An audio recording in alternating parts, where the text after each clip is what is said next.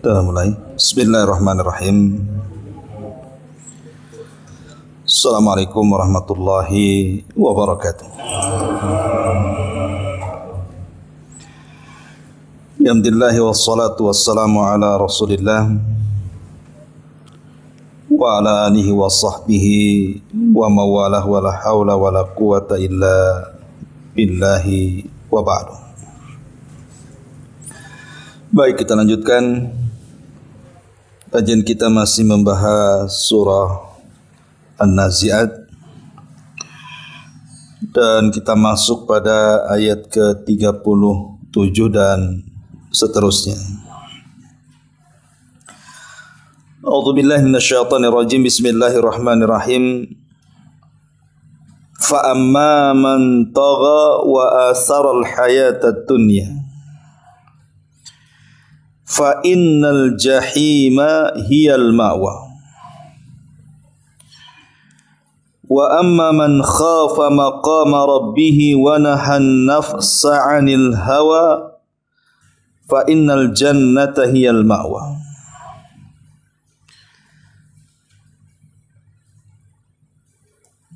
Adapun orang-orang yang melampaui batas dan lebih mengutamakan kehidupan dunia, sungguh neraka jahimlah tempat tinggalnya. Adapun orang-orang yang takut kepada kebesaran Tuhannya dan menahan diri dari hawa nafsunya, sesungguhnya surgalah tempat tinggalnya. Ma'asyiral muslimin wal muslimat rahimani wa rahimakumullah. Di sini Allah Subhanahu wa taala mengatakan fa amma man tagha, maka barang siapa yang melampaui batas. Apa yang dimaksud melampaui batas dalam ayat ini? Al-Quran menyebutkan 4 makna tentang kalimat tagha. Pertama, tagha itu diambil dari tughyan. Maknanya adalah al-dhalalatu, tersesat. Jadi adapun orang-orang yang melampaui batas artinya orang-orang sesat. Orang-orang yang jalan yang di luar daripada jalan yang lurus. Kemudian yang kedua, at-tughyan artinya al-isyan, bermaksiat kepada Allah Azza wa Jalla. Maka barang siapa yang melampaui batas artinya barang siapa yang banyak melakukan kemaksiatan. Kemudian yang ketiga, makna at-tughyan artinya al-irtifa'u wa takabbur. Al-irtifa'u wa takatsur, merasa tinggi, sombong, dan juga merasa dirinya jauh lebih baik dibandingkan orang lain. Ini yang ketiga. Dan yang keempat, maksudnya tagha di sini artinya az-zulmu, kezaliman. Inilah 4 makna yang biasa dipakai dalam Al-Quran ketika memberikan makna tagha. Jadi adapun orang-orang yang tagha, melampaui batas, maksudnya orang-orang yang tersesat atau ahli maksiat atau orang yang sombong dan zalim. Itu 4 makna yang disebutkan para ulama tentang tagha, melampaui batas itu. Adapun kenapa manusia bisa melampaui batas? Tentu ada sebabnya, ada pemicunya. Pertama, disebutkan para ulama pemicu manusia melampaui batas itu al-kibru wal-ulu, karena merasa sombong dan tinggi kedudukan dibandingkan orang.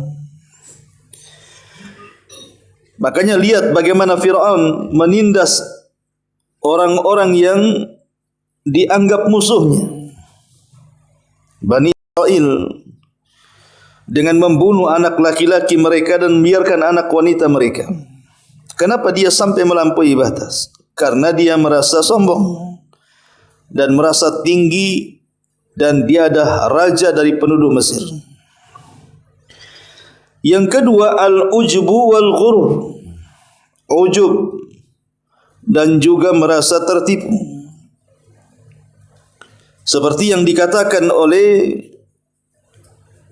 Musa alaihi salatu wassalam ketika dia berhadapan dengan Fir'aun dan menjelaskan tentang ketuhanan atau tauhid, maka Fir'aun mengatakan, am ana khairun min hadzal ladzi huwa mahin. Kata Fir'aun, apakah saya lebih baik ataukah dia yang hina? Maksudnya kepada Nabi Musa mengatakan seperti itu. Jadi Fir'aun merasa ujub, besar diri dan merendahkan Nabi Musa alaihi salatu wassalam. Maka sebab yang kedua kenapa orang bisa melampaui batas, pertama kesombongan, dan yang kedua ujub, merasa bangga. Kemudian yang ketiga al-hiqd wal hasad. Sebab yang ketiga karena kedengkian dan hasad.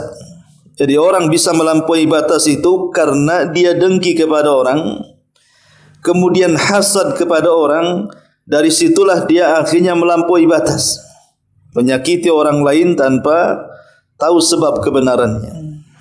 Seperti yang dilakukan orang Yahudi. Karena hasadnya mereka kepada kaum muslimin, makanya mereka bisa berbuat apa saja dari kejahatan kepada kaum muslimin. Kemudian juga di antara sebab-sebab melampaui batas adalah al-mulk wa sultan, kekuasaan. Biasanya orang-orang yang berkuasa, orang-orang yang diberikan pangkat jabatan ataupun kepemimpinan, terkadang dia menindas sesuka dia, melampaui batas dari hak dan kewajibannya. Dia bisa mendolimi bawahannya, mendolimi rakyatnya tanpa merasa bersalah. Ini yang keempat. Yang kelima di antara sebab orang melampaui batas adalah al-mal wal walad, harta dan anak-anak. Betapa banyak harta itu memicu orang-orang melakukan kezaliman. Gara-gara harta orang bisa bunuh-bunuhan. Contohnya umpamanya orang yang rebutan harta waris antar saudara, gitu ya. Antar saudara bunuh. Bahkan terkadang mengambil hak dengan cara yang zalim dan melampaui batas. Atau gara-gara membela anak, padahal anak itu yang salah. Tapi yang namanya anak si buah hati, belahan jiwa, penerus sejarah dan penerus cerita. Terkadang ada orang yang membela anak itu mati-matian, padahal anaknya salah loh ya. Betapa banyak anak-anak yang masuk ke penjara, mungkin entah karena narkoba atau pembunuhan atau kasus apa. Terkadang orang tua mati-matian membela supaya diringankan hukumannya. Mereka rela mengeluarkan banyak biaya untuk menyewa lawyer, pengacara dan semacamnya, bukan membela kebenaran tapi membela kebatilan, hanya karena ingin supaya anaknya selamat. Jadi anak pun terkadang pemicu orang bisa melampaui batas. Kemudian juga al-ghaflatun nas an hukukihim, lalainya manusia tidak melaksanakan tugas mereka. Orang kalau tidak melaksanakan hak dan kewajiban, pasti dia melampaui batas. Dalam kehidupan rumah tangga sajalah seorang suami tidak melakukan hak dan kewajiban kepada istri atau sebaliknya, atau seorang anak kepada orang tua atau sebaliknya, atau kita dengan tetangga kita atau sebaliknya, itu kan memiliki hak dan kewajiban yang harus kita lakukan. Kalau seandainya hak dan kewajiban ini tidak dilaksanakan, dipastikan salah satunya akan melampaui batas. Dipastikan itu. Seperti seorang istri tidak memberikan haknya melayani suami. Terkadang suami bisa saja melampaui batas, memukul, menyiksa, memaksa dan begitu seterusnya. Atau sebaliknya, mungkin suami tidak memberikan hak dan kewajibannya, memberikan nafkah, bisa saja istri kabur. Istri lari, tidak mau melaksanakan haknya, karena dia juga menuntut hak dia.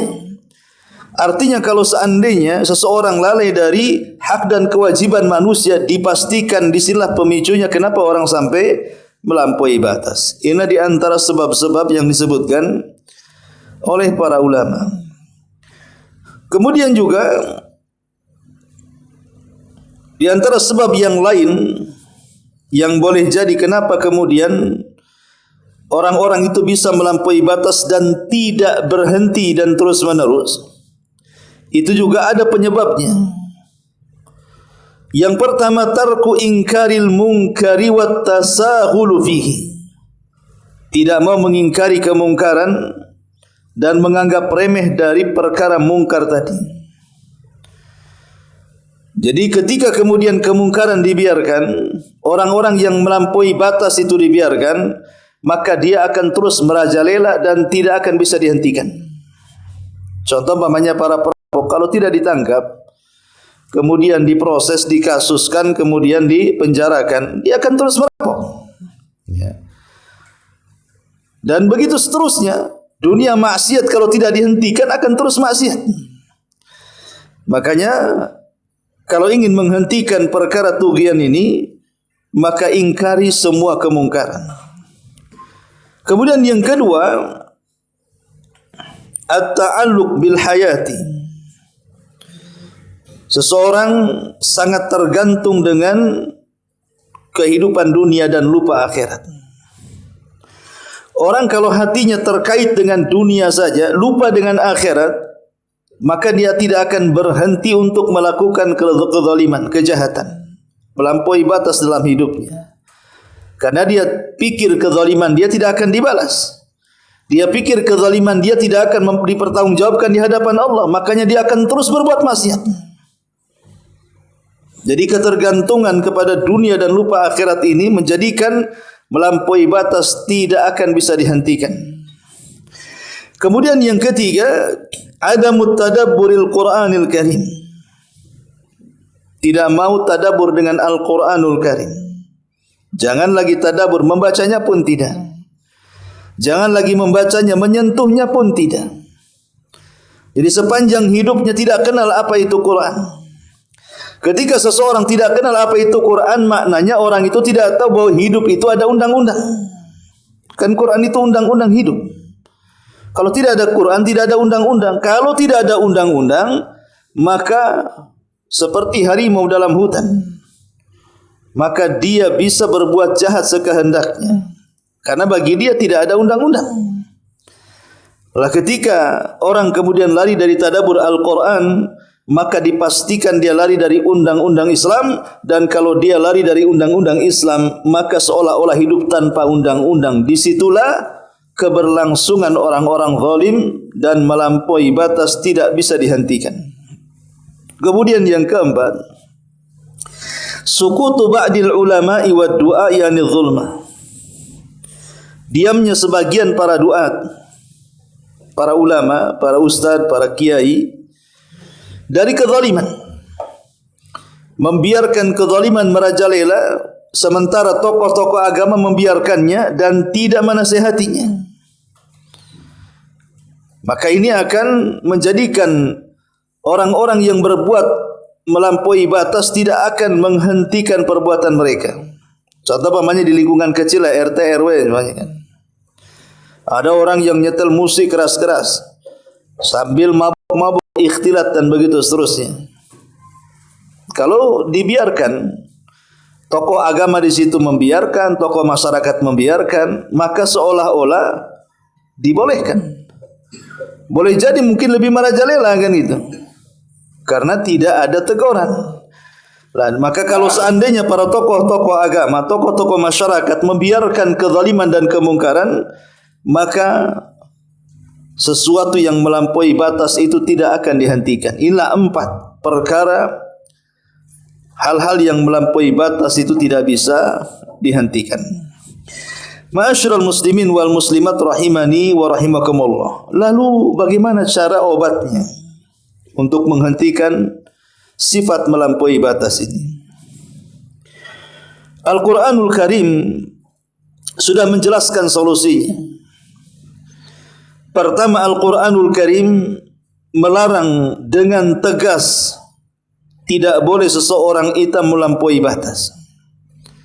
Quran sendiri yang mengatakan seperti yang disebutkan dalam ayat yang kita baca. Fa amma man tagha wa athara al-hayata ad-dunya fa innal jahima hiyal ma'wa. Jelas Quran melarang, bahkan mengancam dengan jahim, neraka jahanam. Kemudian yang kedua, al-amru bit tauhid wan nahyu anisyirki. Al-Quran demi mencegah adanya manusia yang melampaui batas dalam agama, maka Quran sampai memerintahkan kita untuk berpegang kepada tauhid dan mencegah dari segala jenis kesyirikan. Karena melampaui batas ini berawal dari kesyirikan. Seorang melampaui batas kepada Allah Subhanahu wa taala, menyembah yang harusnya diberikan kepada Allah, diberikan kepada selain Allah Subhanahu wa taala. Kemudian juga yang ketiga, al-amru bil ma'ruf wan nahyu 'anil munkar. Al-Quran menjelaskan kepada kita tentang perintah mengajak manusia kepada kebaikan dan mencegah kemungkaran. Dan yang keempat, al-hiwar wal jidal bil qaulil layyinil hasan, bil qaulil layyinil hasani.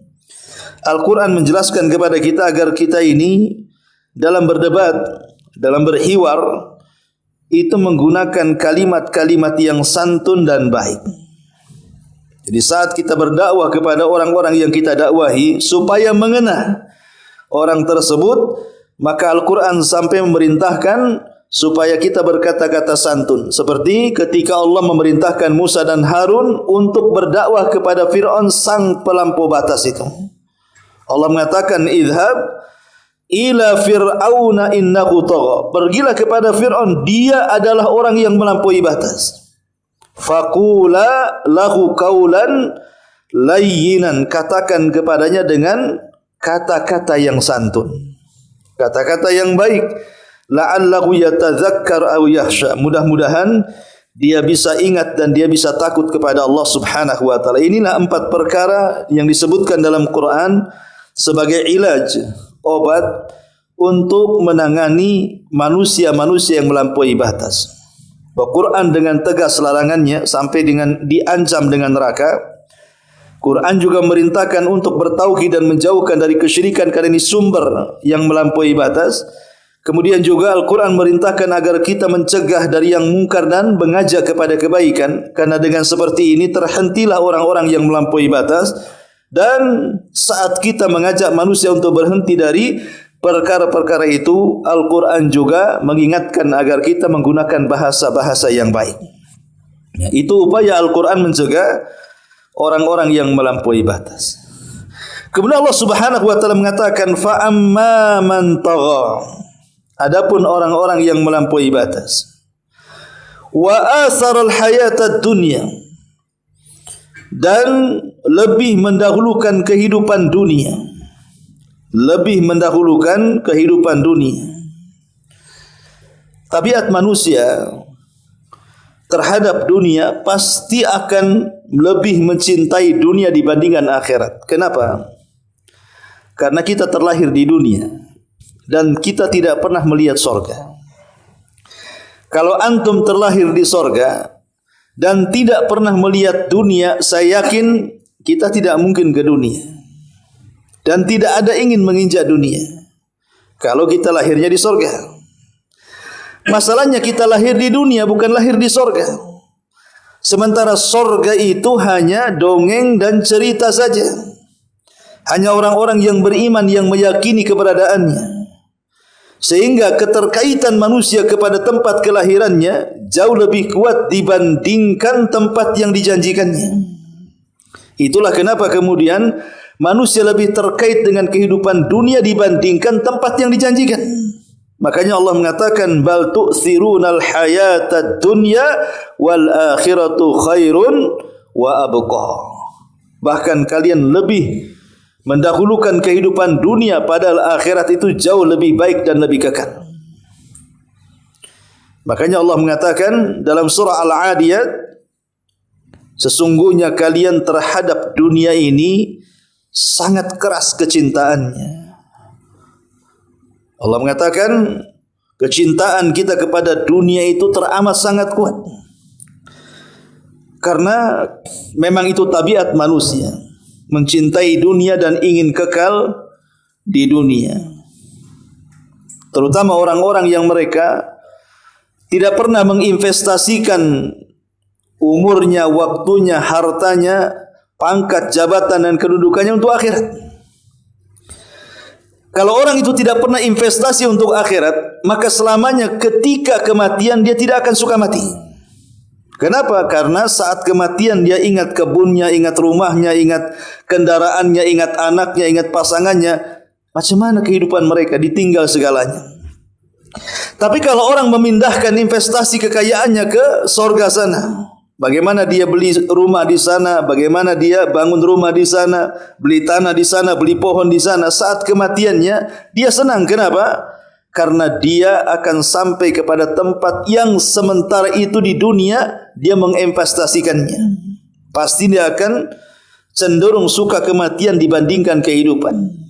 Itulah yang dikatakan oleh Nabi SAW, man ahabba liqa Allah ahabballahu liqa'ah wa man kariha liqa Allah karihallahu liqa'ah. Siapa yang cinta berjumpa dengan Allah, maka Allah cinta berjumpa dengan dia. Siapa yang benci berjumpa dengan Allah, maka Allah pun benci berjumpa dengan dia.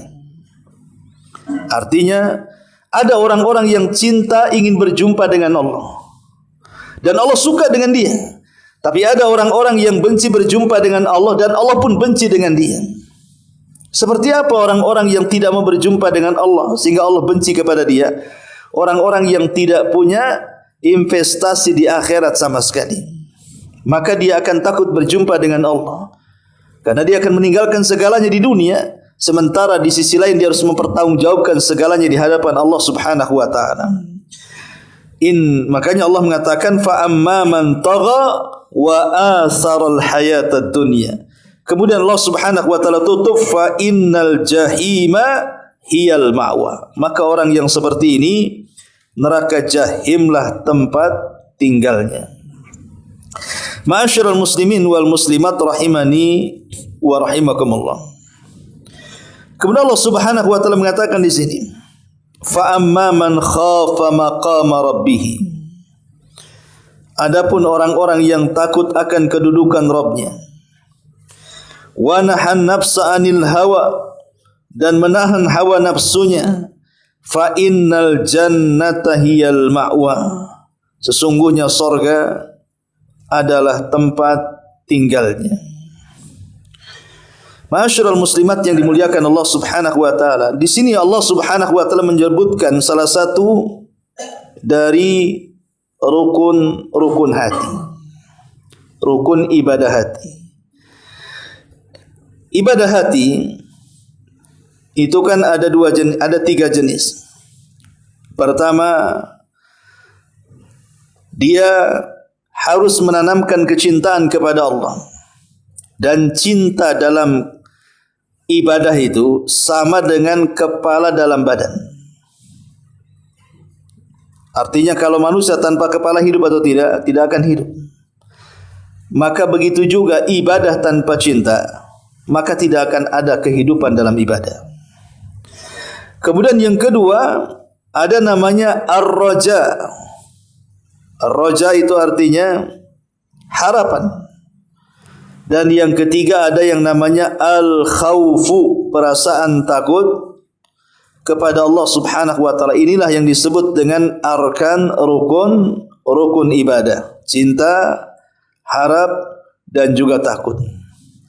Nah, di sini Allah Subhanahu wa taala menyebutkan salah satunya, yaitu al-khawfu minallah, takut kepada Allah Subhanahu wa taala. Fa amma man khafa maqama rabbih. Adapun yang menanamkan takut kepada kedudukan Rabbnya.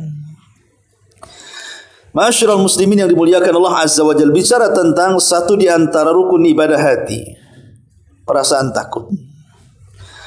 Ulama mengatakan bahwa harap dan takut ini tidak bisa dipisahkan. Maksudnya harap dan takut, mengharap mendapatkan rahmat, mengharap mendapatkan pahala, berharap masuk surga, itu namanya harap. Ya. Adapun takut itu takut diazab, takut adanya malapetaka, takut mendapatkan siksa, takut masuk neraka. Itu namanya takut tuh. Ya. Jadi dua perkara ini tidak bisa dipisahkan dalam kehidupan kita. Cuman para ulama mengatakan kalau dalam kondisi sehat walafiat, maka besarkan perasaan takut, kecilkan perasaan harap. Tapi kalau dalam kondisi sakit parah, apalagi sakitnya sampai mengantarkan kepada kematiannya, maka perasaan harap harus dibesarkan dan kecilkan volume takutnya. Begitu nasihat para ulama. Ya. Kenapa ulama mengatakan seperti itu? Kalau kita lagi sehat, perasaan takut harus lebih besar, 70% dibandingkan perasaan harap yang 30% saja. Karena supaya saat kita sehat, kita tidak melampaui batas. Kita tidak melakukan kemaksiatan. Kita tidak terjerumus kepada perbuatan dosa. Karena hanya orang yang takutnya besar kepada Allah pasti yang paling jauh dari maksiat kepada Allah Azza wa Jalla. Tapi kalau seandainya dalam posisi sedang sakit parah, kenapa perasaan takut harus dibalik? 30% harapnya yang 70%. Karena dalam kondisi sakit parah, orang tidak mungkin melakukan apapun yang bisa dilakukan ketika dia sehat. Orang sakit bisa apa coba? Salat pun udah susah, apalagi sampai koma berbulan-bulan. Mau apa yang dilakukan orang sakit coba? Hanya harapan mendapatkan rahmat itu saja. Orang sakit itu hanya berharap dapat rahmat dari Allah. Dan biasanya orang sakit itu akan mendengarkan orang-orang yang bicara seketika itu ketika dia sakit yang ada di sekitarnya, dan dia akan lupa memori orang-orang kejadian-kejadian sebelumnya. Makanya kenapa Nabi SAW sampai mengatakan janganlah kalian mengatakan sesuatu kecuali kebaikan, karena itu yang akan masuk dan diingat. Sebab kalau seandainya kita ini menceritakan kejahatan dia di saat detik-detik sakaratul mautnya, maka pasti dia akan membesarkan takut dan harapnya. Akhirnya apa? Yang diingat dosa, kemudian kepalanya hanya terekam neraka, sehingga dia tidak ada kesempatan masuk surga. Disitulah setan masuk, jadilah dia putus asa. Jangan-jangan putus asa itulah yang mengakhiri kehidupannya. Ya. Adapun kalau kebaikan yang direkamnya, sehingga dia terekam, oh dia masih ada pahala, ada memungkinkan masuk surga, ada memungkinkan masuk surga, maka adalah harapan di situ. Hilang putus asa, boleh jadi itu pula pahala yang terakhir yang dibawanya. Berbaik sangka dengan Allah Subhanahu wa taala. Itulah kenapa para ulama mengatakan dalam kondisi sakit harus haraplah yang dibesarkan, kalau dalam kondisi sehat harus perasaan takut yang dibesarkan. Ya. Ma'asyiral muslimin yang dimuliakan Allah Azza wa Jalla, fa amma man khafa maqama rabbih wa nahan nafsa 'anil hawa, dan berusaha untuk menundukkan hawa nafsunya. Ada hadis yang mengatakan kalian tidak akan beriman, maksudnya tidak sempurna iman kalian, sampai kalian menundukkan hawa nafsu kalian dan mengikuti apa yang aku bawa, kata Nabi. Hadis ini lemah, walaupun dicantumkan dalam kitab Arba'in Nawawi, akan tapi maknanya sahih.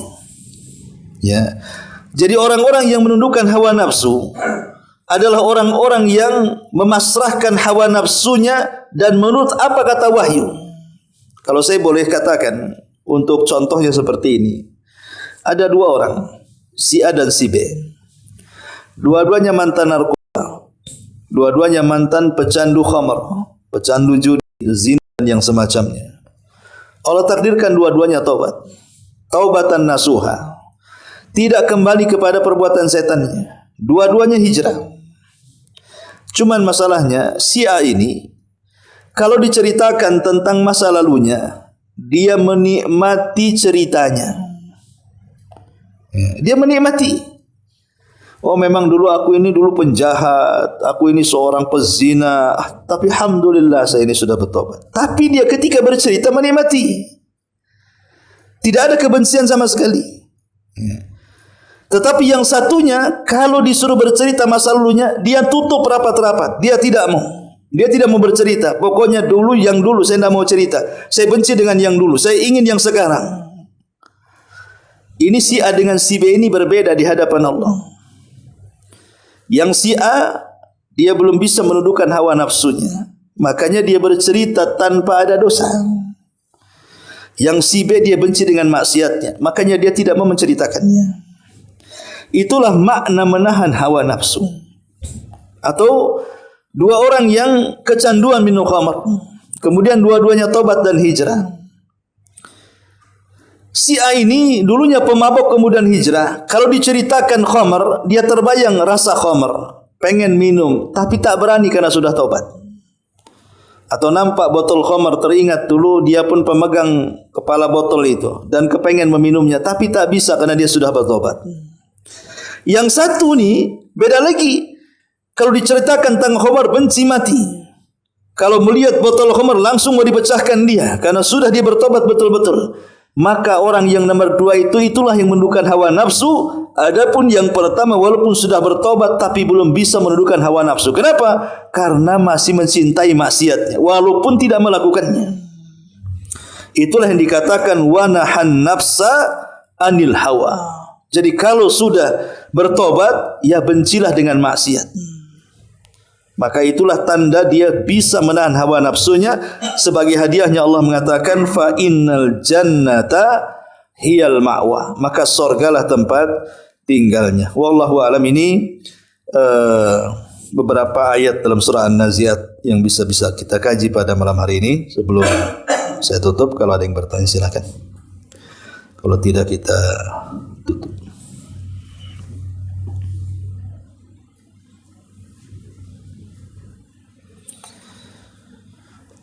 Iya, sampai di sini. Tidak ada. Subhanakallahumma bihamdika asyhadu an la ilaha illa anta astaghfiruka wa atubu ilaik. Allahu taala alam. Assalamualaikum.